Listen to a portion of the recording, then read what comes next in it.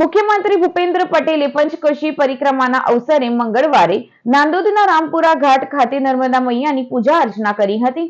મુખ્યમંત્રીએ ગુજરાત દેશના સૌ નાગરિકોની સુખ શાંતિ સમૃદ્ધિ અને વિશ્વ કલ્યાણ માટે માં રેવાની પ્રાર્થના કરી। સીએમએ રામપુરા ઘાટ ખાતે ગુજરાત પવિત્ર યાત્રાધામ વિકાસ બોર્ડ અને નર્મદા તંત્ર દ્વારા પરિક્રમાર્થીઓ માટે ઊભી કરાયેલી સુવિધાનું નિરીક્ષણ કર્યું। માં નર્મદાના અવતરણ અને વડાપ્રધાન પીએમ નરેન્દ્ર મોદીની દૂરંદેશિતાના કારણે ગુજરાતના કચ્છ સુધી નર્મદાનું પાણી આજે પહોંચ્યું છે અને નાગરિકોની તરસ છીપાવા સાથે પાણીની તંગી દૂર થઈ છે।